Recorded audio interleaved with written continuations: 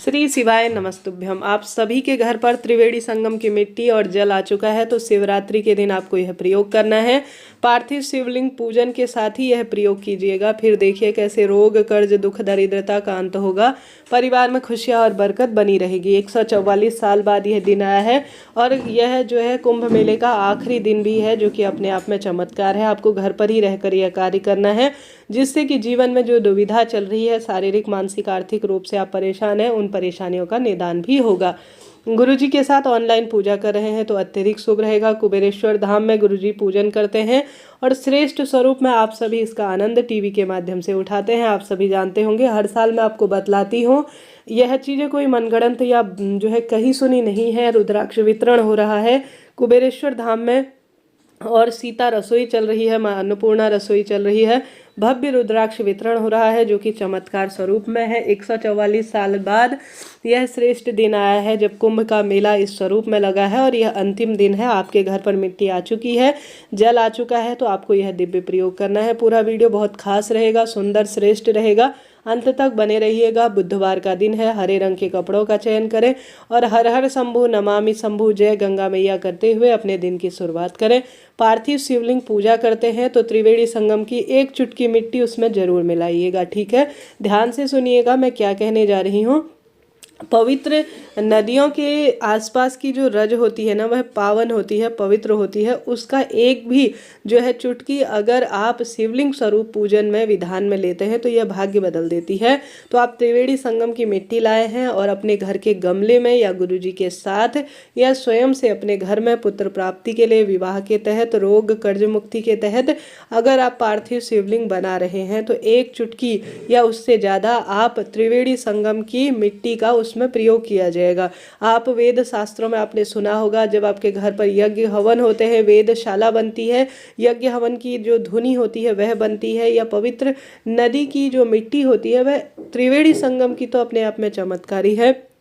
आप सभी जानते होंगे त्रिवेणी संगम की मिट्टी अपने आप में मस्तक पर धारण करना, क्योंकि वह पवित्र रज है जिसमें लाखों साधु संत जनों की जो है स्पर्श से वह अभिमंत्रित मिट्टी है। और किसी भी पवित्र नदी के तट पर गुरुजी स्वयं कहते हैं, अगर आप कंकर रूपी शंकर का पूजन करते हैं, वहीं पर पार्थिव शिवलिंग बनाकर पूजन करते हैं, तो आपके जीवन में जो सुख मिलता है ना, वह चमत्कार रूप में होता है। तो अगर आप त्रिवेणी संगम की मिट्टी घर लाए हैं तो पार्थिव शिवलिंग उसी से थोड़ा सा आप किसी भी पवित्र पेड़ की लीजिए, जैसे पीपल, आंवला, बड़, जो बेलपत्र वृक्ष है उसके नीचे की मिट्टी लाइए। क्या किसी घर में ही गमला है तो उसी की मिट्टी से आप शिवलिंग बना लीजिए। बट ध्यान रहे, तुलसी का यहाँ पर प्रयोग नहीं किया जाएगा, इस चीज़ को नोट करते हुए चलिएगा।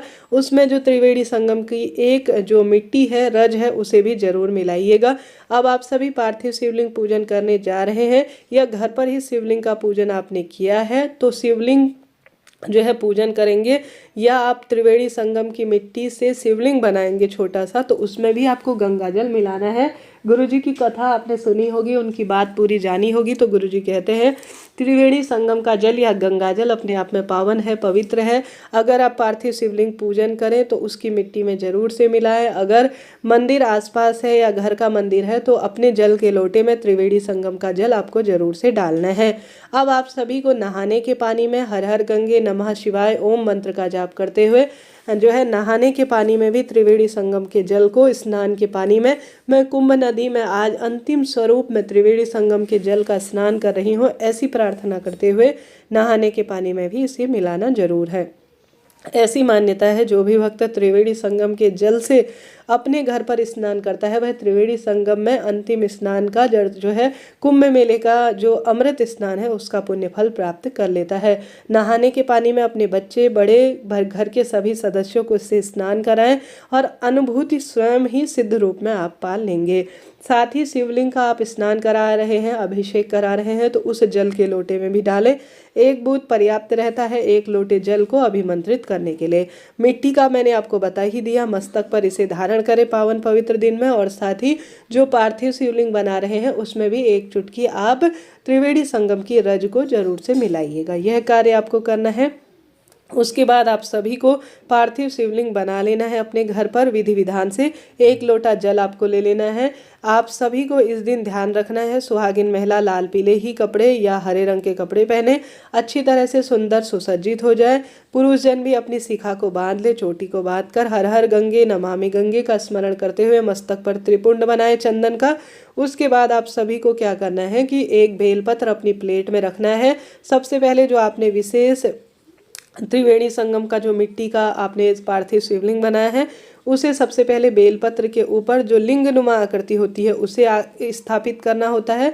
साथ के साथ उसके बाद जो है आप आसपास के जलाधारी को बनाना होता है। इस चीज़ को आप नोट करते हुए चलिएगा।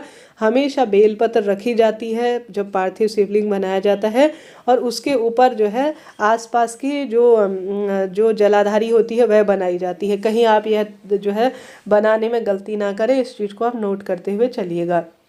बेलपत्र इसलिए जरूर रखी जाती है क्योंकि महादेव की पूजा जो है को झेलने के लिए या लिंगनुमा आकृति को झेलना कोई सामान्य नहीं है। बेलपत्र महादेव का स्वरूप है। अगर आप बेलपत्र रखते हैं तभी आपकी पूजा पूर्ण मानी जाती है। खंडित ना हो, टूटा फूटी कोई भी वस्तु ना हो। हालांकि जो प्लेट है उसके ऊपर आप रख सकते हैं, कोई भी चावल का भी प्रयोग किया जा सकता है, परंतु बेलपत्र विशेष होती है। तो सबसे पहले लिंगनुमा आकृति बनाएं, फिर जलाधारी बनाएं। उसके बाद आप सभी को इस कार्य को करते हुए निरंतर भगवान का नाम मंत्र स्मरण करना है।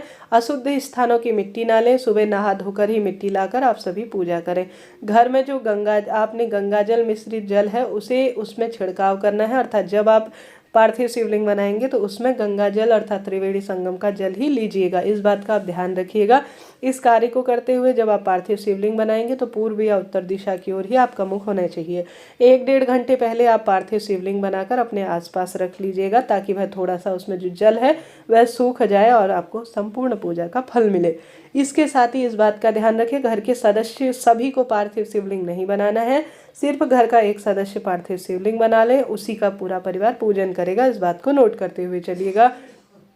और साथ ही आप सभी जहाँ पर भी पूजन करें पूर्व या उत्तर दिशा की ओर आपका मुख होना चाहिए। त्रिवेणी संगम का जल आपको शिव के अभिषेक में काम में लेना है। मंदिर जाएं, घर में या पार्थिव शिवलिंग हो जिस भी स्वरूप में आपको यह कार्य करना है। यह दिन कोई साधारण नहीं है। इस दिन किया गया कार्य पितरों को सुख देता है, देवी देवताओं को तो सुख देता ही है। घर के दरवाजे पर जल का छिड़काव कर घर के दरवाजे पर दीपक लगाएं। पार्थिव शिवलिंग 1-1.5 घंटे के भीतर ही विसर्जित कर दिया जाता है। अगर आप रात्रि भर की पूजा कर रहे हैं तो अपने पास रख सकते हैं, नहीं तो सुबह और शाम की पूजा कर रहे हैं तो आप सभी पूजन करने के आधे घंटे के बाद जब दीपक ठंडा हो जाए तो उसे विसर्जित कर दीजिएगा। आप यहाँ पर शिव ज्योति भी लगा सकते हैं घर के मंदिर में। अगर आप पार्थिव शिवलिंग पूजन कर रहे हैं तो बढ़िया है, नहीं कर रहे हैं तो कोई दिक्कत नहीं है। शिव मंदिर में आप दीपक जो है शिव ज्योति के रूप में, जैसे एक अखंड दीपक सुबह पूजा संकल्प करने के बाद आप पूरे दिन और रात्रि जलता हुआ एक अखंड दीप भी लगा देते हैं, शिव ज्योति जिसे कहा जाता है। तो यह काफ़ी शुभ और श्रेष्ठ से माना जाता है। तो इस तरह से आप कार्य करें। अगर आप सभी पार्थिव शिवलिंग बना रहे हैं तो इन नियमों का जरूर ध्यान रखें। अगर पुत्र प्राप्ति वंश वृद्धि के लिए पार्थिव शिवलिंग बना रहे हैं तो हमेशा जो पार्थिव शिवलिंग है उसमें आप सभी को क्या मिलाना है, मक्खन मिलाना है और घी मिलाना है और कच्चा दूध मिलाना है। इससे पुत्र प्राप्ति के योग बनते हैं। पति पत्नी को हमेशा पार्थिव शिवलिंग शिवरात्रि के दिन पूजन करना चाहिए। मन चाहे विवाह के लिए गंगा जल या त्रिवेणी संगम का जल मिलाएं। हालांकि सभी को त्रिवेणी संगम का जल यहाँ पर मिलाना चाहिए, इस बात का ध्यान रखें। यह दिन और साधारण नहीं है। इस दिन आप चमत्कार कर सकते हैं, भाग्य की रेखाओं को प्रबल कर सकते हैं।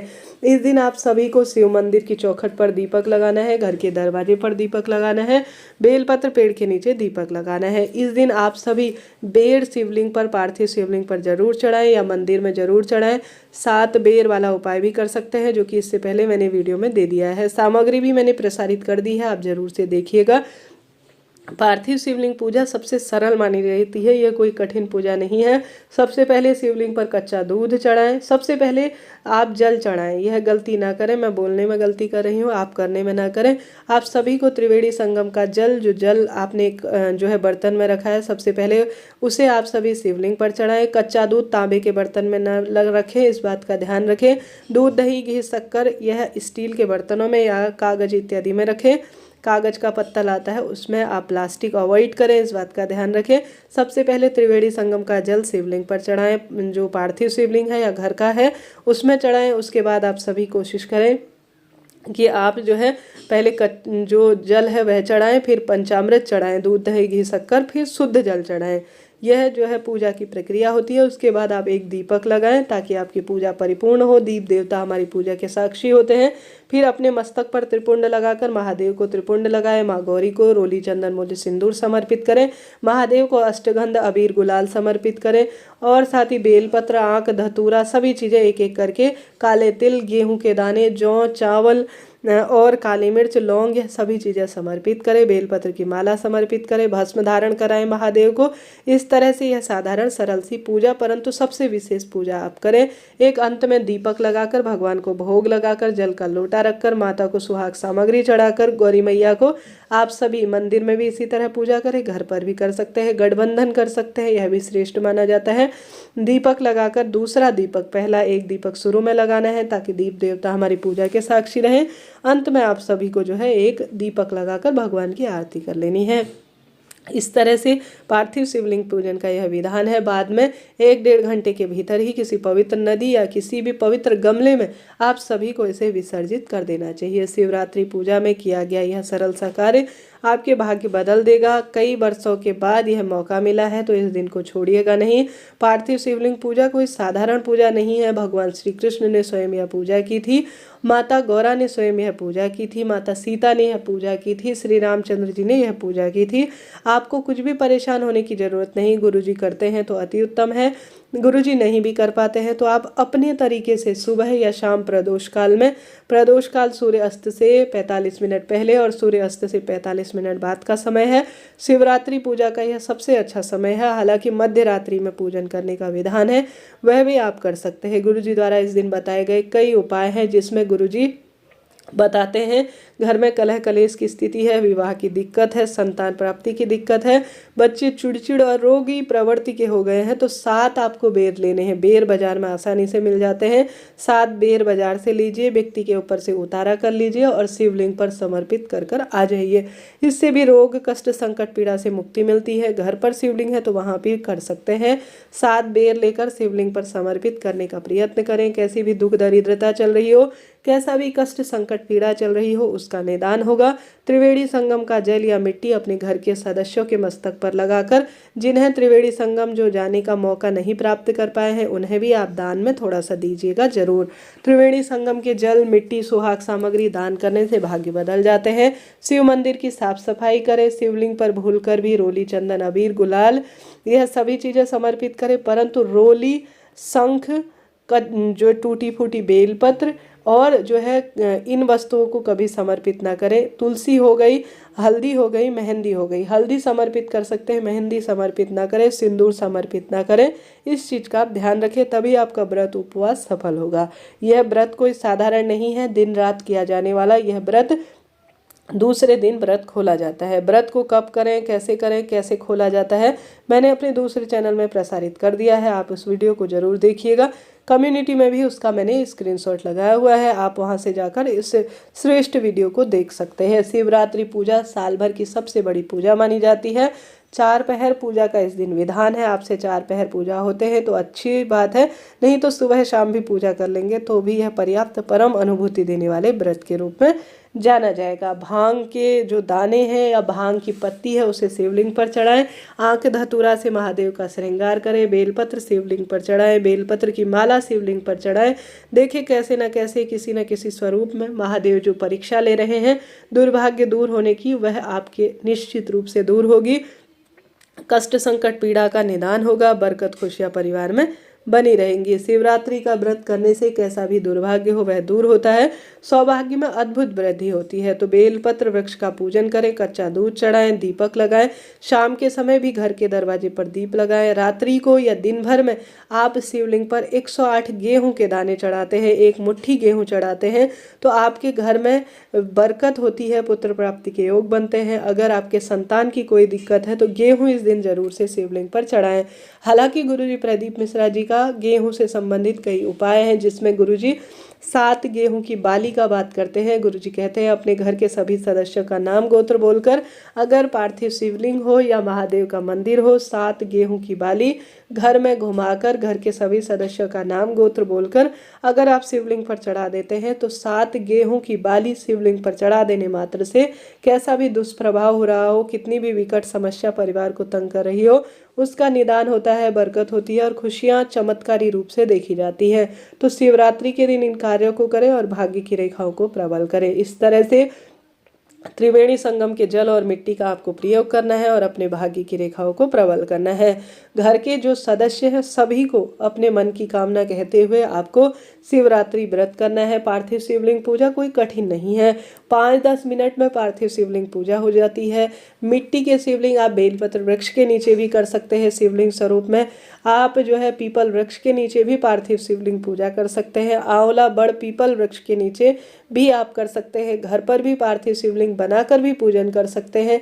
कंकर रूपी शंकर को भी आप दिव्य वृक्षों के नीचे समर्पित कर पूजन कर सकते हैं। यह भी अद्भुत और श्रेष्ठ परिणाम देखने वाला कहा गया है। आशा है, उम्मीद है इस तरह से आप कार्य करेंगे तो आपका भाग्य बदलेगा, सौभाग्य में वृद्धि होगी। शिवरात्रि पूजा सामग्री, शिवरात्रि पूजा का जो पार्थिव शिवलिंग विधान है उसका वीडियो मैंने प्रसारित कर दिया है, उस वीडियो को देखिए और अपने दुर्भाग्य को दूर करने का प्रयत्न करें। हर हर महादेव कमेंट्स में जरूर लिखिएगा।